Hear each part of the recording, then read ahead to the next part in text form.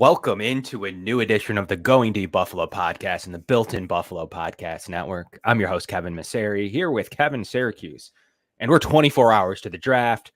Boy, do we have some players to go over, some rumors, some players dropping all the time. Is T. Higgins for trade? There's a lot popping off. Will Brandon Ayuk get moved? Will Cortland Sutton get moved? Will Justin Jefferson get moved? Anything along those lines. We've seen a couple of draft day trades before. Get into that. Will the Bills trade up? We have a bunch to talk about, but as always, this show is brought to you by the Summit Center for Autism Awareness Month. They've done some amazing work. All the Bills players are actually out there today at the Summit Center, so we're proud to have them on board. That is right, Kevin. And tonight's show is also brought to you by Dave Dengler and the Larson-Timko Funeral Home in Fredonia. Larson-Timko Funeral Home offering 100% fully guaranteed price and pre-arranged funeral plans with live streaming available. Visit their website at larsontimkofuneralhome.com or give them a call at 679-9000. And finally, tonight's show is brought to you by Coughlan's Pub, located at 47 West Main Street in Fredonia. Coughlan's Pub, where there are no strangers, only friends who have not yet met. Check them out on Facebook for information and events. Got some props to your shirt, Kevin. Just being 24 hours out from there you go, big baller bean. There it has it. Big baller bean season, apparently. How you feeling today? So get into a little bit about how you're feeling 24 hours out. Let's hear about your mindset as we're starting to get closer. Maybe some rumors dropping, maybe some trade up, maybe some receivers dropping. The Bills may be interested in doing whatever they can to secure, apparently trying to move the moon and the stars or whatever the comments have already been. We had Benjamin Albright comment on my post about being interested in trading up. So how are you feeling? Like, what are your thoughts so far as you're 24 hours out? Sensory overload. I think that's the best way to put it.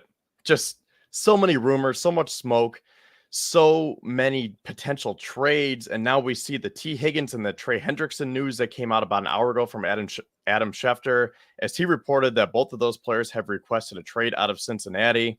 And I think everyone's just so excited and anxious, and it's like, just get me to the draft. We've waited so long. Everyone's been on edge because of how the Bill season ended. And then you had free agency to kind of dampen that a little bit. But everyone's been waiting for this draft. So I think it just needs to get here so we know who Brandon Beane is going to pick, and then we can act accordingly. I mean, any strategy changes? You have to ask right off the bat. Is there any strategy changes that you have in your mind since the last we spoke, now that you know? Now it's time to go. It's go time here, Kevin. Are you feeling anything different? Are you get a receiver at all costs? Are you play the board, make sure let it fall to you? Are you getting more picks? What are your strategies as the draft is now approaching? I really haven't changed much over the last few weeks because I've been on the wide receiver train right along. And then that only amplified after the Stephon Diggs trade. And I really haven't budged because we talked about that price range of how far you want to trade up. And I think this is going to be a great talking point tonight because I think I'm right in the middle. I want Beane to be aggressive, but not too aggressive. I want him to trade up and get that wide receiver. I don't think it's wide receiver or bust because this is a deep class, but I think that you have to be aggressive. If you traded away one of the best receivers in franchise history, you can't just sit on your hands and let the board fall to you. You have to go make the moves yourself. But at the same time, that doesn't mean that you have to be overly aggressive. Because like I said, this is a very deep class. And just because they don't trade into the top 10 to get one of the top 3 wide receivers, we don't have to panic. The Bills don't have to pull a Sammy Watkins here and say we have to trade into this X position here when you can go get an OBJ or a Mike Evans or someone of that caliber. So I think it's just very, very interesting to see how Brandon Beane is going to operate because he's traded up each of the last 2 years. He traded up for Kyer Elam, and then he traded up for Dalton Kincaid. So if you trade up for a guy like Kyer Elam, who most likely would have been there for you, I would have to imagine that he's looking to move up. And to all the reports that we've heard, it seems like he's aggressively trying to move up. I want to do some of my own research and obviously just quantifying it based on, if a player has been successful in this league or not. I mean, it's a little bit subjective, but I tried my best to be objective in my reasoning. Definitely a pretty good note of that since 2018, picks number 5 to 21 have a 56% success rate in this league. I wanted to dive a little bit further to how that could look if you take it another step further. Picks 5 to 11 are 6 for 6 since 2018. So it's been top 11 player has been good. A lot of times there's been a big high bust rate. That's really in the middle where people are not sure who these tier 2 receivers are, and that could play a role tomorrow. Picks 12 to 21 only have a 20% hit rate, only 2 hits so far from picks 20 to 21, but picks 22 to 36 and an 85% success rate. So you have people really starting to adjust to what they believe the values in different tier section, people reaching, maybe getting some bad and confused quarterbacks in there. But I mean, if that was true, then the top 6 would have a little bit worse of a rate than they do. So a lot of people are like, well, the bad quarterbacks. Well, technically pick 20, 19 should have, they maybe should have quarterback established. But the picks from 22 to 36 since 2018, we have Moore, Ridley, Hollywood Brown, N'Keal Harry, one of the misses. We have Deebo Samuel. We have Justin Jefferson, Brandon Ayuk, T. Higgins, Pittman, Bateman, the other miss, Christian Watson, Flowers, and Addison last year. So that's a pretty good hit rate. Does any of that change your perspective on, utilizing that this middle has been a struggle in the league, 20%? It's funny that this corresponds because right along I've been saying that I think that the sweet spot to trade up to is pick number 22 with Philadelphia, because Brian Thomas is still my guy. I've been saying right along, Brian Thomas or Xavier Legette. And we've talked on this show in the past about potentially trading up too far and reaching for Brian Thomas. And for what it's worth, I've seen a lot of mock drafts that have Brian Thomas slipping to pick 28 of the Bills. So according to a lot of pundits, they could stay at 28 and they don't even have to give up any picks or assets for Brian Thomas. I don't know if that's because of the report about his labrum with that shoulder injury or whatever have you. But for what it's worth, a lot of mock drafts that I've read over the last couple of days have Brian Thomas getting drafted by the Bills at pick number 28. But now with this T. Higgins news with Cincinnati saying that he's requested a trade because they can't reach a long-term deal, now you got to start looking into the teams. Can Cincinnati draft Brian Thomas? Will Jacksonville draft Brian Thomas? Will a team like Pittsburgh surprise people and draft Brian Thomas? So before we get into it, I guess I'll just kind of leave it right there. How do you feel about that, Kevin? Do you think that it's a valid idea to trade into the teens for Brian Thomas? Or do you think that's a guy, especially now with that shoulder injury that came out, do you want to have a moderate trade? Or are you more on the aggressive side and say, you know what, if we're going to give out that many assets, let's just jump in and try to get Rome Odunze? I'm into the percentages. So although the 22 pick would still fall within the range of where it's been successful, I don't know about the trade up to 22 just to kind of fool the statistics a little bit. Like, I think truly the issue isn't necessarily the exact slot of the player, more the tiers. So I think people are reaching and they're going with certain types and they're missing with certain players in that range. It's more likely to happen. So what I'm saying is, if you're likely to get in this draft specifically, one of the top 3 guys to mitigate your risk, I think that you have to consider what the cost of that would be. And as we go through some of our final mocks that we've had, both Kevin and myself, we'll kind of show our strategies as well as do a live mock here that kind of uses all this data that we've been talking about and what we're looking for. But I'm not really for getting up. I'm right in that sweet spot. I really am looking at that 9 to 11 range. So I'm looking at the back end of that range of the first tier guys, probably thus being the receiver 3 at that stage, and most likely being Rome Odunze. So that's really where I'm thinking, because I think that's where the cost benefit is with making sure that you got a couple players off the board. You may only have to trade a 1 and a future pick next year, and maybe a later day 3 pick this year. That's where my mind's at. To come up to the top of the second tier, let's say it's Brian Thomas Jr., I don't know how much better I feel over that, trading whatever pick away. Depending on how high you go, that could be 22.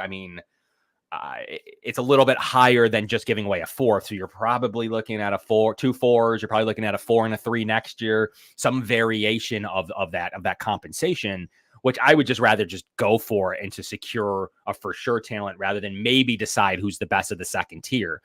Maybe sit pat because the numbers are already good in your range in receiver. So if you can't get up there, maybe you sit pat for Worthy. Maybe you stay pat for Troy Franklin. Maybe it's Legette. Maybe it's Lad McConkey, depending on who that they prefer. So that's kind of where my mind is at with the trade up. Are you opposed to a full trade up, not just a miniature one? Or what is your final thoughts on getting up to the top 11 or 12?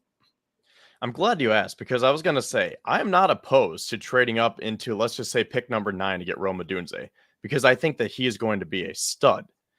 But at the same time, for the reasons that I laid out at the beginning of the show, I don't think that the Bills have to do that because I've been saying this right along that the Bills are trying to build window number 2 for Josh Allen's career. And let's not forget, this wide receiver, assuming that he gets selected in the first round, he's going to be here on a cheap rookie deal for 4 years. So you're going to have dynamic top end talent for 4 cheap years, probably pick up that option for year number 5. And then if you can sign him to an extension, that probably rides out with Josh Allen for the rest of his career. So this is a very, very important draft. That being said, I don't know if the Bills want to deplete their resources. And we've talked about this before. I don't see them wanting to give up that first round pick or other corresponding moves that you were mentioning here with this Odunze pick.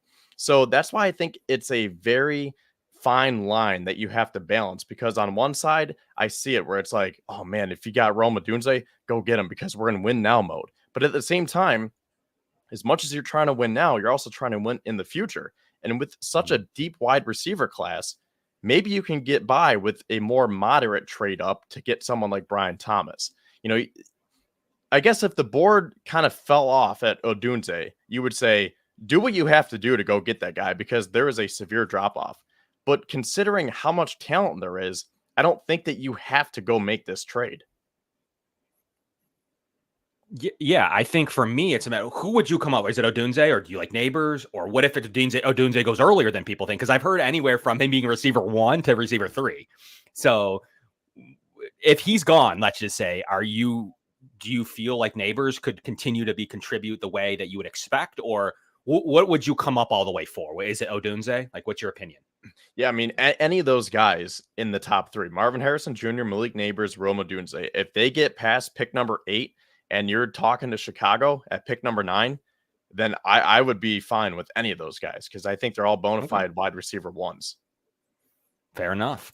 So what we did was Kevin and myself both brought in our own final mocks to discuss. And then as we're going to get into a live one here with all the commentary from everybody, we appreciate everybody tuning in so far. We've had some great interaction as well. The Bills trade up. So we might take that into account here, come in our live mock. But we've both had some mocks that we've been able to put together here. So we wanted to discuss them a little bit. First, we'll pull up one of Kevin's.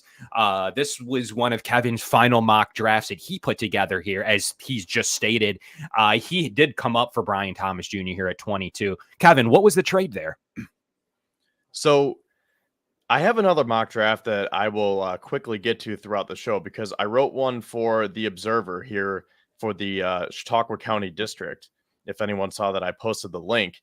And that was just something that I thought was reasonable. That was essentially my own mock draft. So this one, I used Pro Football Network. And the difference here was that I said in my mock draft that I wrote in the Observer that you can give Philadelphia that second round pick that you got back from Stephon Diggs. And then, okay, so this one that we have on the screen now, this is a one that I wrote in the Observer this past weekend. So all I had here was the Bills move up to pick 22 for pick 28, and then the second round pick that they got from the Diggs trade. But when I put it in on a Pro Football Network, they said that you have to give at least a 5th round pick in return. So that's a little bit of a discrepancy there. So how do you feel about that, Kevin? Because I'll just say that I'm fine with giving up that second round pick, because if you're going to get rid of Stephon Diggs, whatever you use to get back from Diggs, you can put into your new wide receiver 1. I think those two just go hand in hand. If you get an extra second round pick, go use that on the new future wide receiver 1. I was just a little bit skeptical of giving up that 5th round pick, but I was like, you know what? For the sake of this, let's just do it because the Bills have 8 picks on day 3, 3 in the 5th round. So I'll give up a 5th round pick. I think so I like your idea of using that second. That's obviously what you got it there for. It's not a crazy amount of compensation. The only thing I will say, but then don't forget, it's the second round pick plus the one that you're using too. So that's really where the difference is. So you're using your first and technically Stephon Diggs to make the selection of Brian Thomas Jr. So that's really where I struggle. So I struggle with that medium tier trade a little bit, especially in this draft where you could stay put. And maybe Thomas only needs a little slight trade up, bump up a couple picks to jump some of the teams that are right in front of you, like they did last year for Kincaid. A 1 and a 4, I'm completely on board with that if that is their player of selection. The amount where you have it's confusing to me because like you just traded Diggs, so now you're trading your first and Diggs in order to secure Brian Thomas. There's a lot that would go to hoping that Brian Thomas is secure. I'd rather almost trade that future second and maybe additional picks for a vet and keep my number 1 this year and do whatever you would like to do with that one. So you also have Xavier Legette going too. So you double dip here in this one. You went Hicks, Estime, Norzad, Jerry Monroe, a guy we've talked about on this show a lot, and Jaden Crumity from Mississippi State. Double dip. So you felt the trade up and then the double dip. Is that kind of what came to you? Is that like what was your thoughts there? I was honestly shocked that Legette was there at 60. Yeah. So I ran to the phones, the phones. I ran and I picked Legette as quick as I could. I don't think he's going to make it past pick 50. I really don't. I think the sweet spot for Xavier Legette is anywhere from 33 to 50. But for this, I mean, if he's there, I'll take him in a heartbeat. Now, if you pull up the one that I wrote for the Observer, I took Jalen Polk. I think that's a little bit more realistic. And for what it's worth, I think it was the Pro Football Network in that same mock draft. They had him going 34th overall, I believe, 34, 35, somewhere in that range. So I think it's a little bit more realistic that those two players get flipped. I think Legette would be in that position, and I think Polk would slip a little bit past 50. So I think the Bills could get him there. So again, that's why I want to use both of these mocks, because sometimes the board falls the way you want it. Sometimes it just seems unrealistic, and it's just interesting to see the value of different players and positions, because I value certain players in certain positions in certain rounds. And based on how the board falls, you kind of have to change that a little bit from each mock draft that you do. It's interesting. So we have a couple in common, maybe because we talk on this show. So we do have a few players in common there. I even tried to utilize Tanner Bortolini as well, but wasn't able to do so. So I'll bring up mine on a kind of compare. We obviously both agree on Jalen Polk. So here's mine. I did a little bit more aggressive of a trade up. A 1 and a 1 I use. That's all it took to get to 9. Chicago was more than willing to stock picks next year to do so. They've already made their selection of their quarterback. They'd like to replenish their pick pool and drop back and receive a future first next year.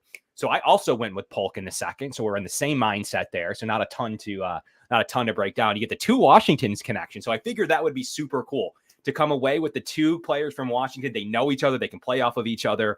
It would be a great asset to the Bills and Josh Allen to double dip like that early on. I did a similar trade up as well, like you did. I didn't go quite as high. You got Cole Bishop, and mine, Cole Bishop was off the board, but Kinchins was still there. And I went similar mindset to yours. I believe you went with Cole Bishop there at pick 100. I went a few picks later to pick 104 to pick Kinchins. So we're obviously very similar minded there with Polk and Kinchins as well. Mason Smith was on the board, just like yours with Legette. There's no way that Mason Smith's on the board at round 4, pick 128. You never know, but I would expect him to be more in the 80s or 90s, maybe even higher. There's been a lot of people that love the potential of Mason Smith. If the Bills would, just like you said, the Bills would run to the phones, make that call and submit that pick for Mason Smith if he's on the board. Now they've already secured a safety and an edge and the double dip. They're in a pretty good, safety and an interior, and then the double dip at receiver. The Bills are in pretty good shape. Adding a pretty talented guard and Zach Zinter into the pool, into the mix to compete there as well. And then obviously I've talked about on the show about how much I like Vidal, one of the best pass blockers to ever come out. He's one of that bigger body guys. He's small height, but super stocky and super big. He's a guy that has low pad level and may be pretty successful in this league. So we'll have to see. Bo Braid, a guy, another double dip at safety. His tape is really good. 6th round pick, I think, could come in, got an A grade on him, could come in immediately and really push some of the safeties off the roster, in my opinion. Christian Boyd, a guy that we agree on, a guy that came in for a top 30 visit. I think that's a no-brainer. And then I went finally with a value quarterback at the end of my draft. If you could get a guy that can make the roster at 800, 700, 800K, that could play, give it a shot, put him on your practice squad if you need to. But I think the Bills really secured all their needs. And then maybe they do something at corner and edge, come the $10 million that would be available from Trey White. So that's kind of how I'm feeling there. But I just like the value and most of these here for the Bills. But we do have similar mindsets with the double dip, the safety afterwards, the trade up for the safety. It's I guess we're kind of in the same mindset, right? Yeah, so I kind of want to dissect this round by round. Now, we don't have to spend too long on it because we want to get to our final mock draft that we're going to collab on Right. together. But let's go back to round one. So you made the big swing up to get Rome Odunze, and I made the moderate trade up to get Brian Thomas. So I want to talk about that middle range because with that T. Higgins news today, do you think that Bean would feel more inclined to try to jump the Bengals and maybe even the Jaguars for that matter? Like, do you think he would want to trade 12 spots to get to Seattle and try to get Brian Thomas there? Because it just seems like, and it supports your data supports this too. It seems like you either trade up aggressively or you trade up moderately. Like, I just don't see this trade where you want to go in the middle. I don't think they do. Yeah. You'd probably have to give up that first round pick next year. And you don't even know if Cincinnati's going to take Brian Thomas. So it's like, if you're going to give up a first round pick, you might as well go get a Odunze. So that's why I think, and again, the data backs this up, that you either trade up into the top 10 or you wait until pick 20 and beyond. Yeah, and also a good question. Did they change the rule about the emergency quarterback? Not to my knowledge yet at this point. It was brought up, I think even by the Bills, maybe. It was brought up that can you have your emergency quarterback on the practice squad? I don't see why that should matter. If people are really if you really want to see a receiver in a game, there should be no reason you can't use your practice squad quarterback as an emergency only on game day. I guess you should be rewarded if you're going to roster that third quarterback. I mean, that's super bizarre. Like teams that have good rosters, I mean, they have to go elsewhere with their special teamers on game day. They can't just be carrying three quarterbacks when they have two ready to go quarterbacks. Like the league deserve. I think you deserve to have a third quarterback that should be called up. Thus, I think eventually we'll see that changed. I think Sam Hartman would be a perfect role in that. Get in here, be the third quarterback, develop behind a guy that's done it before in Trubisky, but obviously Josh Allen. And so Sam Hartman can ball. Well, whether he does in the NFL or not remains to be seen. Apparently they did change. You can use your emergency quarterback without it affecting your game day roster spots, but I think he's got to be on your roster though. So he can't be on your practice squad, I believe is what the question was. Not if you can utilize him if he's on your 53-man roster and not have it affect your active game day. But the Bills propose that you can utilize the third quarterback that's on your practice squad, thus basically giving you, I guess, in a way, 54 roster spots and being able to activate that player without using a call up and an active game day spot. So I guess I can see how people would be like, wait. But that is something I think should be changed. Every team should have three quarterbacks on the active game day roster. It just matters how much that will count against you in terms of having to roster 53 other guys. But Kevin, any final thoughts on any of the philosophies, anything the Bills are thinking? I'm personally in a belief that they shouldn't do a trade up into that 16 range. That doesn't make any sense. I'd prefer where you were at over going even higher. If you're going to go higher, absolutely go all the way up. I wouldn't do a single ounce higher than what you were thinking. And that maybe even be a little high for me. But with all the players being available, will that actually drive the market when you have T. Higgins available for trade? Is Brandon Ayuk gone? It looks like he's been doing dances. It looks like there could be something to that as well. So how will that play a role before we get into our live mock? How will these vets play a role into this? Because some of those are going to find new homes filling receiver spots. Yeah. And, I was on the train of thinking like, oh man, if you can get Brandon Ayuk, then go do it. Or even take T. Higgins for that matter. But with that new extension from Amon-Ra St. Brown today, 4 years, $120 million. I mean, that sets a high precedence here. I mean, the bar was already high, but you get someone like Brandon Ayuk, a former first round pick, who is worthy of being a full-time wide receiver 2, if not wide receiver 1, he's going to want 25 to 30 million per year. So how logical is that now? Like, I understand for this year, you get him on that 5th-year option, but he's going to want to get paid.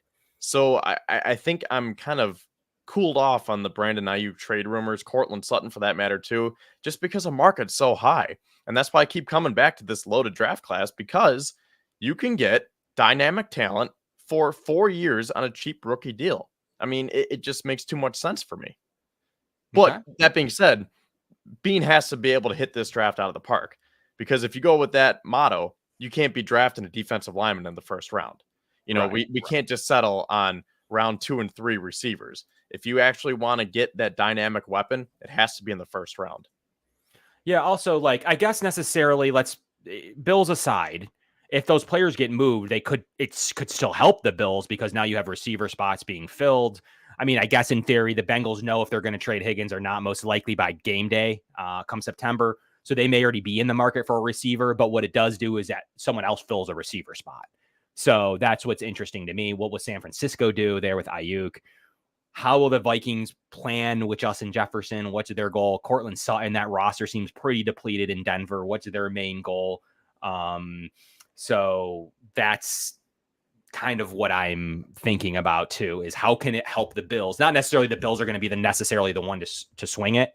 But will it be a bigger deal? Will they go receiver instead of double dipping? Would they look at a guy like Cortland Sutton to supplement it? So it doesn't necessarily need to be one of those top end guys. It could be just more of a middle tier player. And that's what we'll have to look at. Anthony says the Bills proposed a rule change like I thought and was approved at the owners meeting. So maybe you can have a third quarterback on your practice squad that is able to be called up on game days. So Kevin, I think that's what you're looking for, is having the vet market help you out either way, whether it's to you or not. I mean, I don't see how the Bills can make a move at the vet position at the moment. It would definitely be something that would come well around the time of June 1st. They'd have to move significant money around. Things do pause around the draft time with cap, but you need to have something worked out like by Sunday or Monday. I forget the exact day. So it'd be super, super challenging to be able to do so. But I'm sure if that move happened, Bean would already have a slew of moves that he had prepared to be able to make that trade. He's obviously not going to make a trade that he doesn't know how to be cap compliant for. So it's going to be very interesting to see where these vet receivers get moved. And one last thing I wanted to ask you, though, you brought it up, the defensive side of the ball. What happens if everything, you can't get up, the receivers are flying off the board, you're feeling good about receiver with either Trey Franklin or Keon Coleman or whoever it may be. Maybe it is Jalen Polk, who knows, in the second round. And maybe it's Roman Wilson. Let's say they're feeling good about somebody in the second, Ricky Pearsall, and they go Johnny Newton, they go Latu, they go, Cooper DeJean. Like, what are your thoughts? Give me your thoughts real quickly before we fire something up. Give me your thoughts about defense, and let's just say the Bills just had a day one starter on their board on defensive side of the ball. I really don't want to think about that.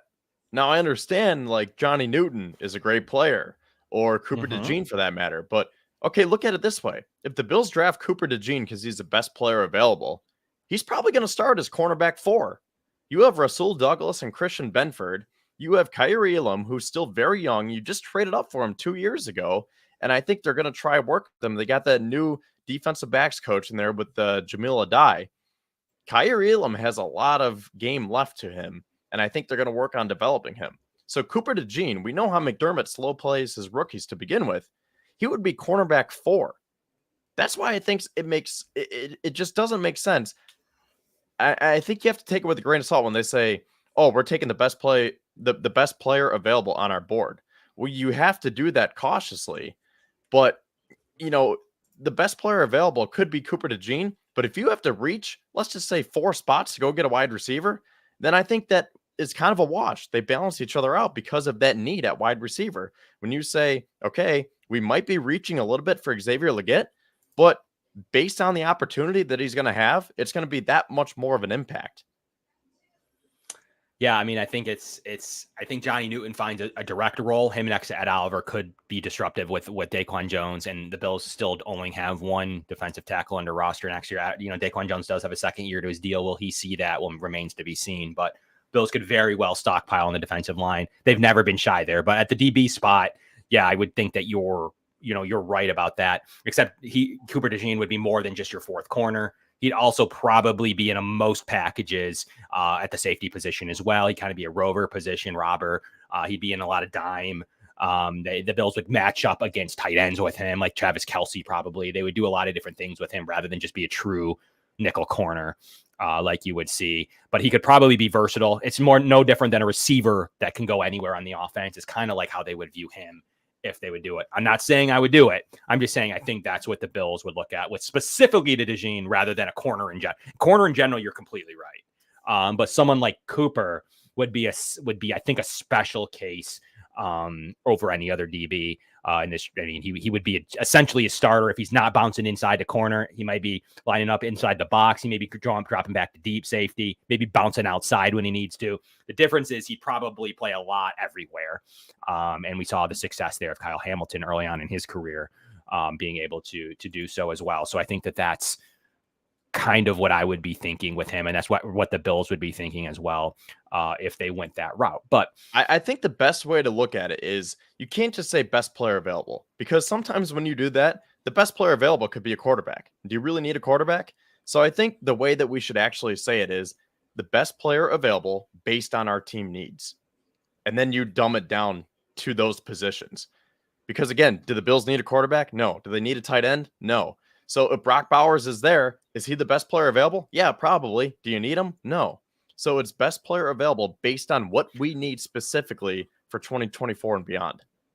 How far do the Bills take it, though? Could they comment of like not being super secure at the safety spot? Could they say something we could match up with Brock Bowers? We could utilize him in ways, no one who could stop Brock Bowers and Dalton Kincaid, Khalil Shakir, and a second round receiver. Like, who could stop that? I mean, the Bills could justify it in a multitude of ways. Center position. Look, what about JPJ if he's available? Day one center. Center's a huge hit rate in the league. Only have one miss in the last 8 years at center. It's in a second contract, it's like an 8 to 10 year player. So at some point, I mean, is it a huge need on the roster? No, but you bounce in a center, day one center next to Osiris Torrance, two young interior offensive linemen next to Spencer Brown and Deion Dawkins. You put Connor McGovern back to where he was, David Edwards into his role. I mean, and then all of a sudden you're stacked on the O-line again. So that could be play. You can make an argument for tackle. You could say, we don't know what's happening with Spencer Brown, blah, blah, blah. They've had a couple tackles in for a visit. So I think the Bills will justify the player they pick being in a top need, regardless of who it is. But I do think that they do believe in a philosophy of truly best player available minus quarterback. Luckily this year, you don't have to really worry about running back in the top 30. But some years you do. This year, I'm thinking about in the second, third, or fourth round. The running back position is a huge hole. Ezekiel Elliott's now in Dallas, potentially signing. There's no free agent running backs. They literally don't have a running back too. So I think that it's definitely climbing up the draft needs to being sneakily in the second or fourth rounds. So we'll see how the running back position plays out. I'm glad you brought these positions up because I want to talk more about our mock drafts before we get into our final mock draft here. Okay. Because see, the way the value falls on my board, you can address those positions later on Friday, mostly on Saturday. So, I mean, really for my mock drafts, I have the Bills going wide receiver Thursday and Friday, and that's pretty much it. So going into Saturday, you have your other positions of need, but you essentially cross off wide receiver right then and there by trading up Thursday night and then getting whoever is the best available at that position Friday night. So if we pull these up again here, I'll start with the one that I wrote without the simulator here, because this is just me thinking what makes the most sense realistically. What do I think that the Bills want? Who do I want? And I just try to put it all together. And let's start in round 3, because we talked about Cole Bishop here. So I traded up to get Cole Bishop in this mock, but when I ran it today, it was Jaden Hicks who was available. And I know you're a big Hicks guy, correct? Yep, I like Hicks. And for me, it was Kitchens that was available there. Yeah. So I think any of those guys makes sense. And you traded to pick 104, correct? Correct. Okay, so I jumped to pick 100, which was the last pick of the third round. And we talked about this last week, but I think it makes sense because if the Bills have so many picks on Saturday, you don't need all of those. So I gave the Commanders a 4th, a 5th, and a 6th to jump back into the end of round 3 and try to get a safety, because that's where the value fell on my board. And after the Sam Howell trade, Washington doesn't have a 4th or a 6th round pick. So based on the value of their board, they might say, you know what? We don't need 3 third-round picks.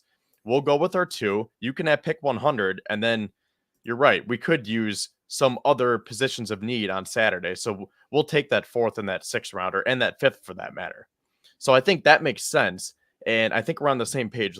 We agree that there is value for safeties on Friday. You know what? I did say that I only took wide receivers on Thursday and Friday, but I forgot that safety, I did jump back into the end of round 3. So that was a very final pick on Friday. You got the pick 100 back. That's the pick that Bills were expected to have. Yeah. So, I mean, wide receiver and safety are my first positions of need here. But regardless, would you agree that that is where the value falls for safety? Maybe round 2, I love maybe that round 4, but like round 3 could be that sweet spot. Lower round 3 to upper round 4 for sure. Maybe mid round 3 at it, wherever you want to tier it off. Mid round 3 to upper round 4 would be about the round. I don't think they can get higher than that. Not much higher than where you went. Like realistically, they can't really go much more than in the late 90s, in my opinion. So, I mean, they could, but they'll be giving up a lot to make that move. So that's really where I believe your range is good. I don't think they can get up much higher. Okay, so now moving on, going to my original mock here. So round 4 at pick 133, that's where I had the Bills taking Tanner Bortolini. I think this makes a lot of sense because he can play guard, he can play center. He's tough, he's versatile, he's gritty. He just seems like a McDermott type of guy, and he's played 4 out of the 5 positions on the offensive line in his career. And he's pretty athletic too. I believe he tested very, very well amongst all the interior offensive linemen. So I could totally see that being a pick here for the Bills. And then with the other mock that I ran, see, this is where the value of the board falls into play because the best player available at that time, based on my team needs, was Audric Estime. So I got my power running back at that 133 pick. So I think I've said this before, like in previous years, you kind of narrow it down and say, here are my positions of need based on these rounds, because you can cross wide receiver off, you can cross safety off. So if the best player available is a wide receiver, you don't have to triple dip. So that's where it, as hard as it gets, it also gets easier because you can narrow it down and say, here's what I need and here's what's available. 11:30. So everybody look apparently around 11:30 approximately for the draft choice at pick 28. I agree. So like obviously in a perfect world, the Bills will probably look. We both double dipped. We both took safety in the third. We had a little switch ups with where we took our interior offensive linemen, a couple things, but generally speaking, for the most part, that's kind of we're on the same page with that. So. Trust me, I'm with you. Like, this is where I want to be. But I'm saying in a world where the Bills convince themselves that they can get a receiver in the second, they can do all the things they're looking to do, but they didn't expect Johnny Newton to be available near their pick. It is a line to watch out for tomorrow. I do think that receiver is at the top. Prior to Diggs, I really wouldn't know. Honestly, Kevin, I really would have no idea. Prior to the Diggs trade, they could probably convince us of center, of Cooper DeJean, of tackle, of DT. They could have corner. I don't think corner, but really they could have convinced us of anything. Beside probably linebacker doesn't make any sense. But I mean, they could have really convinced us of any pick. Now it's a little bit more obvious. Now some rumors are leaking. Where there's smoke, there's fire. We've had reports from a bunch of people saying they're aggressively trying to trade up. 5, 6, 7, 8, 9 people aren't lying. Like there is rumblings that the Bills are trading up. Definitely some player avals, like players get excited. They leak things to their friends and agents. It's not rocket science how, like, if being the truth is being told, it's not rocket science why the Bills would like Lad McConkey, or I think that there's been a huge Worthy boost, right? Like Worthy seems to be the name that isn't in the top. Like the Bills may even have Worthy the next with Brian Thomas Jr. Like, so there's been rumblings that if they do the minor trade up like you did, or the medium trade up, they'd be maybe looking at Worthy. So how would Bills fans feel about that? I like the player, but it is Worthy receiver 4 on the Bills board. So there's definitely, some rumblings of who this player may be. Have they checked out Brian Thomas Jr.? Is there an injury there to watch out for? There's been late shoulder rumors that he's going to need shoulder surgery and be out for 4 months, but he can play through it. So would the Bills factor that into their situation? They very well could. Will that positive or negative? Remains to be seen. But Worthy has definitely been rumored to be a guy that they've liked. So that's pretty. I mean, we've heard it from a couple people there as well. Brian Thomas Jr., Worthy, they like Troy Franklin. So there's definitely some thoughts here, but main point is I believe it's receiver, but you got to wait for the company line of, we didn't expect XYZ defender to be there at our selection. And we'll go through that here on the live mock, but any final thoughts on that before we fire up our final Going Deep Buffalo show? As always, we appreciate all of our show sponsors. Please smash the like button. That would be wonderful. Summit Center, Larson-Timko and Dave Dengler, and Coughlan's Pub. Really appreciate the support here on the Going Deep Buffalo show, and all the 500 to 600 viewers that we have live.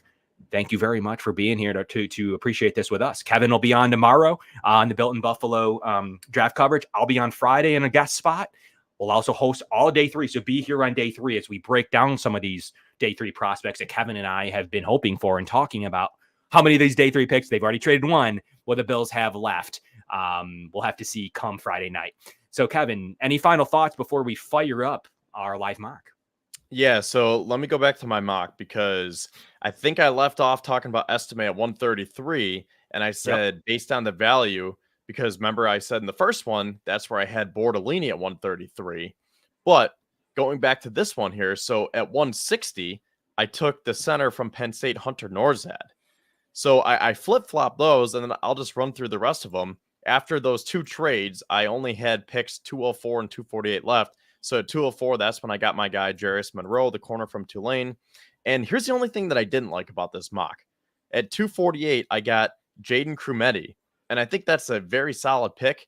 They say he's very powerful at the point of attack. He is, I believe, a little bit below average in pass rush, but he's above average in run defense. So they said that he's a rotational piece, and I think that could be perfect and great value. But that's the only thing that based on how my board fell, I felt a little bit weary of waiting that long to address defensive tackle or defensive line in general. And also, after trading away those picks, I wasn't able to get an edge. So that's the only problem that I had here, because if you go to my original one last time, in round 5, when I still had those 2 fifths, I double dipped and I got Gabe Hall from Baylor and Christian Boyd from Northern Iowa. And I think those players can play off of each other because Gabe Hall is that explosive player. He doesn't really have the weight, but he has the length. And then Boyd is the opposite. He has the weight, but he doesn't have the length.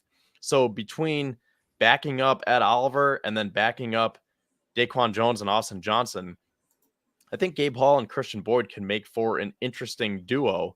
And then you'll see here, that's where I took Isaiah Davis with my 204th overall pick. So I waited. Estimate was off the board, and Davis is another one of my favorites. And I got him in round 6, and then I got Jarius Monroe in round 7. So, I mean, that just kind of paints a picture of how different these mock drafts are. And, like, you'll never get the same one. For as much as we're doing this, it's just crazy how many simulations that you can run because nothing will ever match up. Can I see yours one last time before we fire up our combined mock? Yeah, sure. So similar in nature, double dip there. I went up a little bit higher to get Odunze. Obviously, we got Polk there in common, went safety there, like I said, in Kinchins. Got a great similar. You went double dip in the DT at 5. I had a chance to get Mason Smith in the 4th round. Believe he's a 3rd round or higher pick. But obviously the Bills would love there. So then I went to the interior side, went Zach Zinter to add some depth there. Obviously Vidal was my halfback of choice. Bo Braid, a double dip at safety, could come in and immediately be 2 young safety pairings that could really energize the secondary. Christian Boyd in common there. Got him a tiny bit later than you did. And then finally, with the pick I still had left, Sam Hartman was there. Just, figured it may be time with this new quarterback 3 rule, maybe time to put a quarterback 3 in the pipeline that may have some talent. Has played at some talented schools. So that's kind of the mindset that I had there in the day 3 specifically, as, pretty much our day top 3 picks are fairly similar. So I think it's safe to say that our value is pretty similar because it seems like we have the value for wide receiver and safety on days 1 and 2. And then day 3 is when you can beef up your offensive, defensive lines, get that running back to that power back, and then get a corner. And maybe based on however many picks they have left, you can get a quarterback or just go off the grid a little bit. And maybe they do get another linebacker or something like that. But I think we're in the same boat, right? Like Saturday seems like the value time to beef up the lines and get that running back 2 at the very minimum. Yeah, they're very similar in mindset. I double dipped with Mason Smith and Christian Boyd. You double dipped with Christian Boyd and Gabe Hall. So ultimately speaking, very similar style of mock drafts as we enter. So we'll see what the final one holds Yeah, Zenter may not be available to play, but super talented. The Bills may not need him. I think that it's a talent add there for Zenter in my mock. But Kevin, I think it's time to bring up to the stage our mock draft. So here we go. Everything's fired up and ready. We'll take our time here as the majority of our show will be remaining for this. So we're going to do a full final mock. Kevin and I are going to discuss it. Please, we appreciate everybody. I zoomed in as much as I could so that it could still be on the screen. And I appreciate everybody's comments and thoughts. Please smash the like button. Everybody listening on podcasts or on demand, we really appreciate you as well for being here with us, tuning into the show prior to the draft. But we're going to do everything we can. We're going to utilize some of the RAS knowledge we have. We're going to utilize some of the stuff that we found on our own, and we're going to put this thing together. We're going to take it fairly slow. We're going to probably make our first pause around 7, and we'll kick it off from there, and we'll go a little bit faster, obviously, as the Bills finally hit pick 60. One last thing that I want to say that I think needs to be mentioned is Sean McDermott said at the owners' meetings that they want someone who can be a matchup nightmare. So I think we need to take that into consideration, because when we're trying to find this wide receiver, who is going to present the biggest challenge to opposing DBs? And, that's why I want that bona fide wide receiver, a big-bodied field stretcher. That's why I like Brian Thomas and Xavier Legette so much. You can make a case for Xavier Worthy or Ladd McConkey because they would also be matchup nightmares, but for different reasons. I just think that for what the Bills need, it would be the first half of what I just said, the Brian Thomases, the Xavier Legettes. I don't think they necessarily need a Ladd McConkey. I think it would be nice, but if you're trying to get Josh Allen his new running mate for the next 5 to 10 years, I think you got to take a big swing. Matt Miller says the Bills are trying to get it done. So even some more Bills trade up rumors. At some point where there's smoke, there's fire. The Bills are actively making trades, and agents and other teams are getting a hold of it. A lot of people will say nothing leaks out of the Bills, and I do truly believe that. How much did people know about Curtis Samuel, let's say, or somebody in general? Maybe not a ton. But as you have players, agents, scouts involved, medical people involved, stuff can leak, especially if you're very actively and interested. At the end of the day, the Bills might not care. They might say, we have a spot where we're going up. If a player is there, that's as high as we can get anyways. Then they feel pretty comfortable with what's going on. Someone wants Ladd very bad. That makes sense. So we'll have to fire this one up, and we'll see where we get. And we'll go from there, Kevin. How's that sound? So we are doing trades, correct? Yes, we're going to do trades. Absolutely. I think we have to. There is no way that Brandon Beane does not make one single trade over these next 3 days or 4 days, whatever it is. He has to make at least one, if not 2 or 3. So there we go. Early off the bat, the simulator went to 3 quarterbacks, which is very realistic. And Rome Odunze off the board at 4. And like I said earlier, there's been some rumors he could be receiver 1, he could be receiver 3. So at some point, it is what it is. So we are going to have to consider other receivers here. There's no way the Bills are getting into the top 5, no matter what anybody says. So if this is the way it plays out, there is no chance that anybody that would go into this round. So very interesting that Rome Odunze went top 5. There's not much the Bills would be able to do if he actually goes 4. So there you have it. Malik Neighbors goes 5, Kevin, and then JJ McCarthy. So nothing crazy out of the norm so far, except Odunze going in front of Marvin Harrison Jr. So that's pretty much the only shocker in the first 6 picks. Yeah, that is a big shock. I would assume that he's going to be gone rather quickly. So I think we can hold off on trading up into the top 10. I will say, I want to say this right now. At the end, I want to talk about the top 10, if not the top 15, because we've been so, heavily induced here with the wide receiver talk. I do want to take a step back at the end of this, and maybe we could use this mock draft for comparison, but I just want to talk about how we think that the board's going to fall in general, because I've been hearing a lot of talks about the quarterbacks, and we really haven't talked about the quarterbacks because, well, the Bills have a quarterback. So At the end, I just want to, finish with the, 10, 15 minutes of our predictions and talk about these quarterbacks, because I will say we want quarterbacks to go off the board here. We want Bo Nix to go up into the first round. We want someone to draft Michael Penix. We want more defensive linemen and offensive linemen and cornerbacks to get drafted, because that way someone like Brian Thomas would slip and the Bills don't have to give up as much to get him. Right. And I think this, like I said, this top 6 is very accurate. I do think the 4 will be gone in the 6 picks. Malik Neighbors will be gone. Just the one receiver difference, for the most part, is the only difference that I see. But it may be true. Like we honestly, there has been some talks that the receivers could go just a little bit differently. Mock Draft Simulator silly. I mean, it's really not that off. Beside Odunze going ahead of Marvin Harrison Jr., that's like the only thing that's off. But Kevin, would you come up to Tennessee in this spot if you could get a deal done? Like, would you like Marvin Harrison Jr. is a next level player? Like, is it worth sending an offer to Tennessee at this stage? I mean, why not? Right? I mean, for the sake of this, I think we should at least test the waters and see what it would cost. Yeah, let's send an offer to him. Let's go a 1 and a 1. And what else would you want to throw in to see if we can get Marvin Harrison Jr.? So by a 1 and a 1, you mean 28 this year and next year's 1? Correct. Okay. Do we want to go into our 2025 picks or just stick with these? Like, should we try to get rid of some of our Saturday picks this year? They could, yeah. I mean, let's try, 163. So you could get rid of a Saturday pick. You could get rid of, I mean, it says 61%. Do we want to try to fire that? So 2 firsts and a 5th, and the Bills have 3 5th-round picks. Yeah. I say do it, yeah. And they put us on the clock. Wow. So boom, there's no even discussion there. I think every Bills fan in history wouldn't be mad at that move up. I mean, what can you do?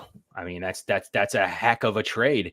That 1 and the 1 hold a lot of value for somebody. The Bills give that up and an extra 5th. It'd probably be realistically be more than that, but the idea is still clear that if that happens, seal the century. I'll take it. Hey, what am I going to do? 1 and a 1 and a 5 to get up there. I mean, it's unrealistic, but like essentially, if you want to look at it, like let's include like an additional pick next year if we need to. Then so a 1 and a 1 and a 1 and a 1 with a 5. If you really feel better about needing to throw in a 3 next year, but the move is right. It's not up for me to determine what that value is. It would be up for another GM, right, Kevin? Yeah, and I mean to the people in the comments here, I know we usually start or we finish what we start, but I feel like that is pretty unrealistic that he would be there still and that the Bills would go up to get him. So, I mean, if we did restart this to try to make it more realistic to see what a Brian Thomas trade would look like or potentially Xavier Leggett, I'll leave that up to you. I mean, if you want to finish this and rock with Marvin Harrison, I am cool with it. But if you want to restart and say, okay, that was a nice little warm up, I don't think it's actually going to happen. So let's do a more realistic one. What do you think? I think we should roll it. I mean, we have to roll with the way the simulator goes. Like, it's not for us to determine what's realistic or not. I mean, things happen that are crazy. And if Harrison ever came down to a certain level, 7 or 8 or 9, 7 or 8, like, I don't think there's any reason to do it. But we could fire up and do this one, roll this one fairly quickly then and roll a second one to kind of compare them at the end of the day. I think that's fun to do as well. Okay, yeah. That probably makes the most sense because, we've done mock drafts with Brian Thomas and Xavier Leggett. So we'll stick with this one because you never know what Big Baller Bean has up his sleeve. We really could walk away with Marvin Harrison. So, yeah, we'll roll with this one. And then if there's time, we'll do a second one. Okay, so the Bills have selected Marvin Harrison Jr. So the receivers have flown off the board here. So a double dip may be off the table unless you like Malachi Corley. Are you feeling Marshawn Nealand, a guy the Bills have had in talks around him in the late first, early second? Would you want to go with Javon Bullard? Are you feeling like Chris Braswell, Christian Haynes, this guy we've talked about, a starting guard from day one? You go with Ruko or Horo here. Like, what would you feel like will give you power here in the second round? How would you like to approach this? Now, I haven't used PFF that much because I don't have the subscription. Okay. So I'm not used to their board as much. Is Cole Bishop there? So Cole Bishop will be much later for PFF. So Cole Bishop's probably going to be in the hundreds, I would assume, based on their board. So he is a guy that they have. Yeah, there we go. Where is Cole Bishop? 132. Wow. Okay, I think that is pretty unrealistic because I've seen a lot of mock drafts that have the Bills taking him at pick 60. So, I mean, what do you think about Bishop in this spot? Would that be a reach? I have him in the third round, so I'm in the middle. I split the difference between 132 and 60, so I'm like in that 80. Then the range you traded up for, that's kind of where I'm at with him too. I mean, I have obviously Bullock ahead of him, but Bullard is said to be some safety ones on some boards, depending where Hicks is. So I've generally speaking, and then Newbin as well. But Bullard to me is a player that I like. If he's still on the board, wouldn't make a trade up for him. And DTD is a guy I like as well. Not necessarily at 60, but it's so deep at safety to where, to your point, I think the little trade up in the third round's the way to go for really any of these guys. That's kind of where I've always targeted in that third round, like we did in our previous. But if you'd like to think about Bullard, I think that's fair too. Yeah, no, I mean, if you're good with trading into the third round, I think that's been my move for the last couple of weeks, and I'm going to stand by that. So Okay. I don't think safety is a move here. Okay. Wide receiver, it seems like that is dried up. For the most part, there is some talks about, obviously there's Malachi Corley, who has had some good metrics. Jermaine Burton, some people like, but some issues there. Walker, the Bills like, they've done some work on. Javon Baker, there's definitely some fans of. But there's generally speaking not anybody that, really dives off. Safety class is deeper. I agree with that. I would look D-end here too. It seems to be harder to find a D-end in this draft. Nealon, it kind of falls off after Nealon and Braswell a little bit. There's really not a ton of players I like later in this draft. So are you looking at D-end? Are you looking at, you want to go O-line? I guess tell us about how you're feeling. You like Haynes? Like where are you thinking? I think defensive line is more accurate here. I would agree with Roy. It kind of drops off after Friday. So if you want to go get an edge, I think you would probably have to do it in this position. Now, Nealon can play inside outside, right? He has that flexibility. He does. Yep. So he's played a little bit over tackle. He obviously outside the tackle, he's played a little bit off ball. So I wouldn't call him, a ton of snaps, in the gaps. Like, look, he doesn't have a ton of snaps in the A or B gap. So I wouldn't say completely, but I would assume he could pop in when needed. Yes. Yeah. And the Bills like him, at least. Bills had him in on a visit. Yep. Yeah. From what we know, he's been in on a visit. So I say we go with Marshawn Nealon here. Yeah, I think the Bills like him. There's actually been some talks that watch out for the Bills to take him earlier than this. So I think you're right. I think that's a smart pick. It's not often that the Bills have a chance at an edge. So I think they'd feel fairly good about getting Marshawn Nealon there. And kind of the draft rolls on here in the third round. We'll kind of pick up the speed now. We'll kind of trade up in the third and then kind of take it as face value. We'll rock two mocks, and then we'll see which one is more accurate come Sunday. I like that plan of attack. And I think for the second one, we could probably go with Pro Football Network just to get the variance and see the difference with their rankings and their board. Sure. Because let's not forget, Brandon Beane does how him and his staff go through multiple mock drafts where his assistants essentially act as the GMs of other teams. So he'll say, hey, you're assigned to be the Patriots GM. You're going to be the Dolphins GM. You're going to be the Browns GM. And they collab and put all this together. So I think it's smart that we're doing this because one mock draft might not say enough. You have to get a feel for it and see how the board is falling. Absolutely. So we're at pick 116. Kitchens just went off the board.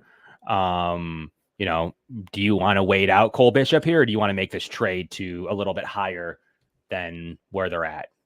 Kind of what would be your plan here? Did you want to keep it rolling, or do you want to make a trade up here?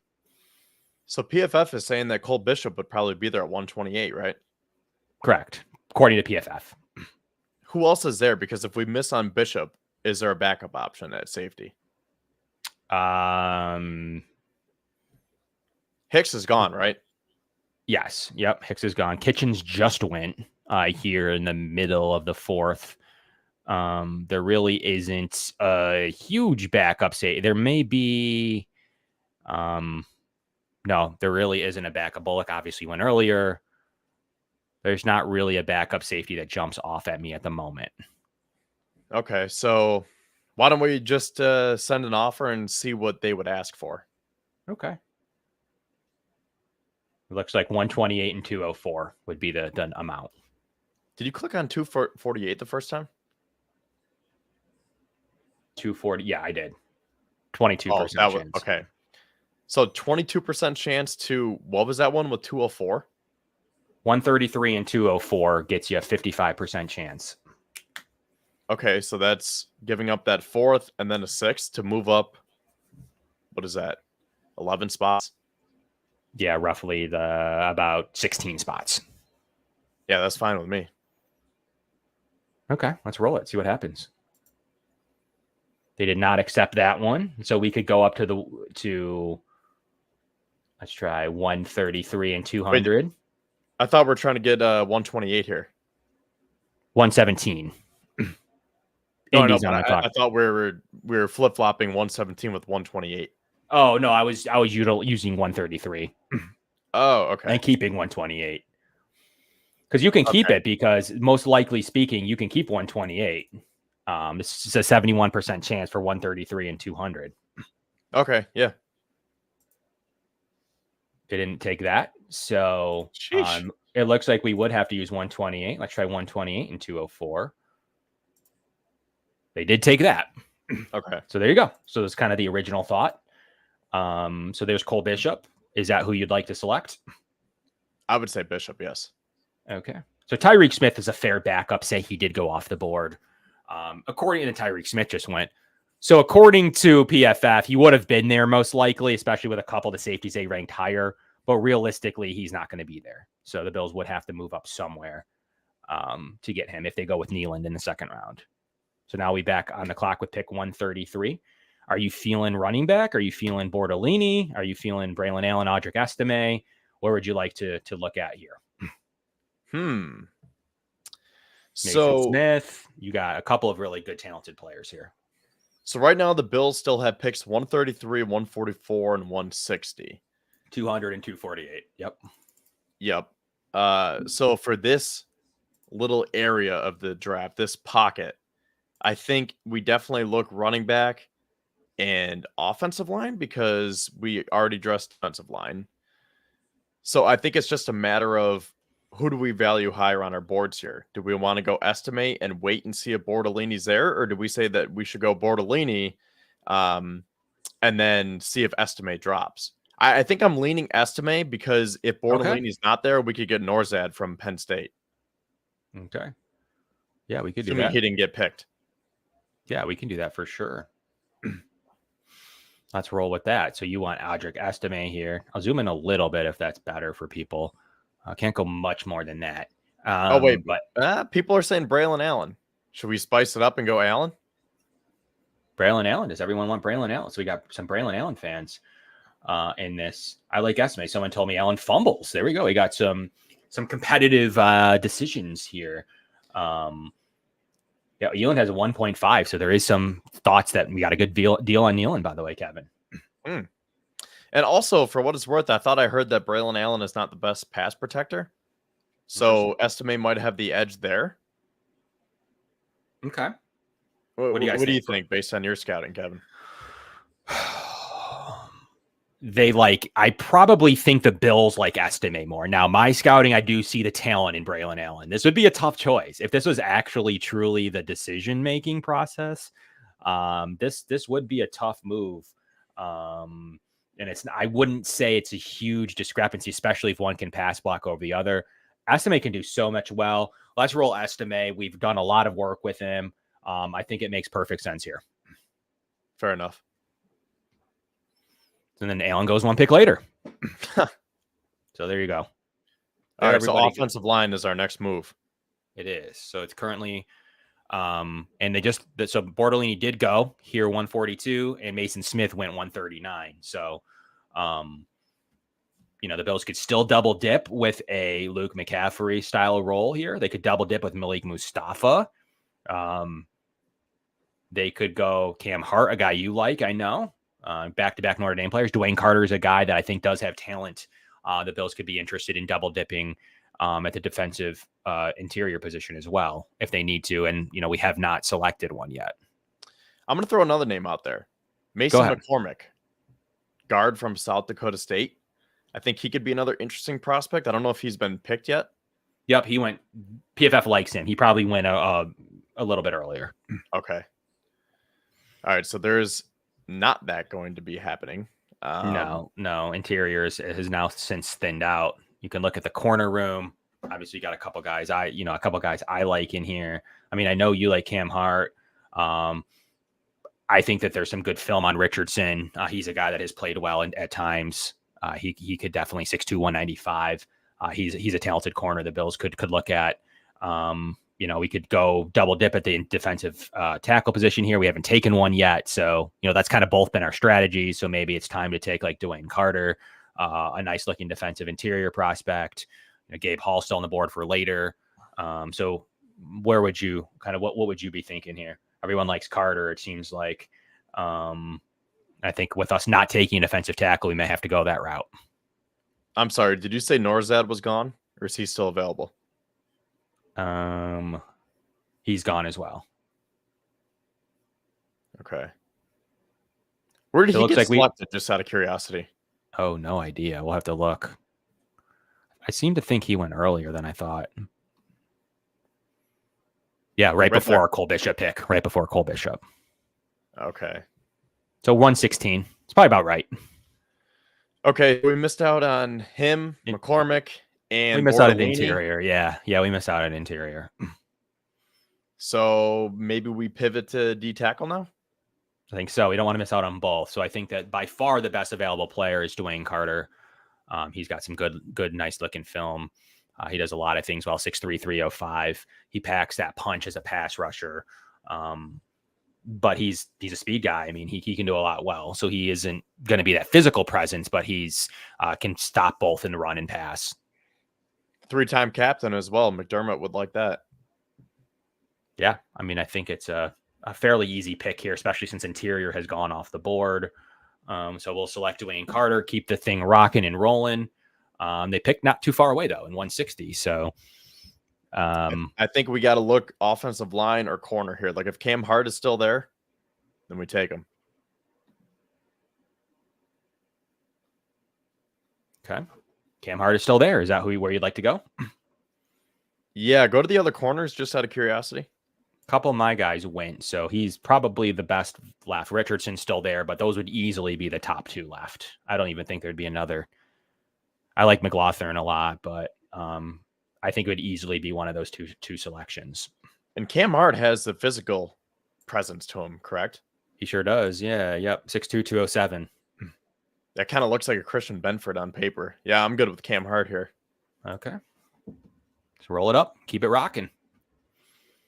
So they're up again at 200. A lot of people like Mustafa. Could take another safety. Possibly, but I think their safety rooms feels fairly complete with Cole Bishop. But yes, you could absolutely double dip. But I think corner, probably they'll want to get one in here before this long run to 200, especially when they've already secured a safety. They'd probably feel more comfortable taking one of the last couple of corners that could produce. What have we done so far? Can you click on our picks so far? Yeah, sure.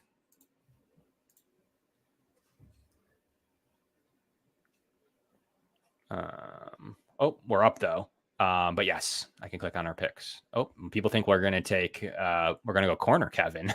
According to this pick selection, a lot of people think that corner will be the way to go in this specific moment. But what are you feeling at this stage?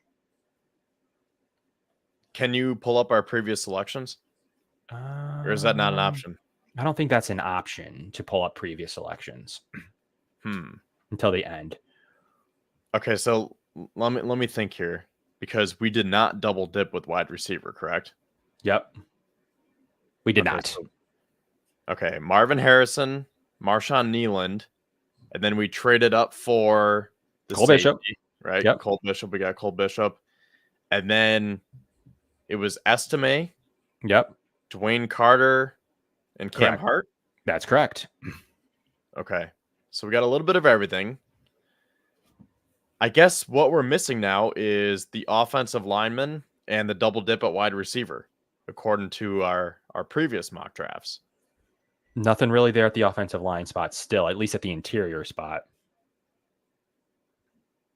Nothing really jumps out to me at the tackle or interior spot there for the Bills. Let's take a look at safety. Trey Taylor is there.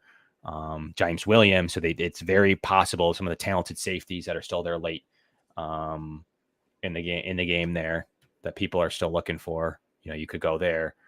What about wide receiver? Everyone's clamoring for Tory Taylor, the punter. I mean, not crazy. He's the number one. A couple of names that are very interesting to me are Trey Taylor, Tory Taylor, and Isaac Garriendo are three players I do like. They're pretty. What do you think about punter, Kevin? Did you think that could be a need? Got a couple of people clamoring for that. You got Gabe Hall, a nice double dip option. You also have James Williams, a nice double dip option. I would say Gabe Hall. Gabe Hall? Is Gabe Hall the way you feel? Is how you're feeling with this? So that would be our third defensive lineman. I mean, look at linebacker. Someone wants us to look at linebacker. Okay, I'll look at linebacker real quick. No problem. Michael Barrett, a nice, decent prospect from Michigan. I like a little bit what I've seen from Nathaniel Watson, but I wouldn't say this is a position the Bills probably would pick at here. But it's possible if they have a strong review on Barrett, who has shown some pass rush ability in his career. Coverage shot not great against the run, but has shown some coverage and some really, really effective on pass downs. So it could be of note here for the Bills. Someone who I've been who's been growing on me as of late is Keaton Oladipo with Oregon State, cornerback. I didn't see if he had been selected yet. Yes, he did. Yep, I saw him go. Yep. That was probably early, right? I think PFF probably likes him. Yep. Okay. I mean, I think I would go Gabe Hall here because I see him as more of like that 5th or 6th round selection. So I think that would be a good spot for Gabe Hall here. What do you think? I think the challenge is the roster does start to get stacked, the defensive tackle position now, with what the Bills were able to do in free agency as well. So can the Bills keep Ed Oliver, Daquan Jones, Deshaun Williams, Austin Johnson, and then obviously Carter as well. So he'd be the 6th. So is there some credence to taking another defensive tackle? That may be the challenge here for the Bills. So, I mean, it's pick 200. The Bills are going to have, sure, the only player here that would have a clean path, maybe Michael Barrett, maybe Tory Taylor, like as a punter. But I think that anybody else is going to have to compete for a spot at almost every position. Like at pick 200 on this Bills roster, I wouldn't say that anybody is guaranteed. Like Isaac Garriendo might have the best chance to make it over like Ty Johnson or something. I don't know. But I wouldn't say that anybody has a really great path to the roster. Wouldn't you agree? Yeah, I mean, Dennis says... Maybe Trey Taylor. Dennis says a center for the franchise, please. I don't know if we're going to get a franchise center at this point of the draft, but I could definitely see us taking that interior offensive line. I think we need to because we still haven't taken an offensive lineman, right? Right. We have not. Correct. And I just got a little distracted here from this comment. Oladipo is from the same neighborhood, high school, and college as Jordan Poyer, also roughly same size and play style. The similarities are off the chart. That is a very good comp. So that's interesting. Oladipo could be a sneaky prospect here. Yeah, I agree. If he was on the board, I think, obviously that'd be a no-brainer. I'd agree with that full-heartedly with that choice. Okay, so I mean, maybe for this pick, we legit take the best player available, but okay. I think we have to go offensive line. Best player available is Tory Taylor. Tory Taylor, how does everybody feel about adding a punter here in this draft? It might make more sense for the Bills to get that linebacker, Michael Barrett. Nobody wants to have a punter apparently, but there is some fans of punter in a lot of people know punter. Some people saying punter.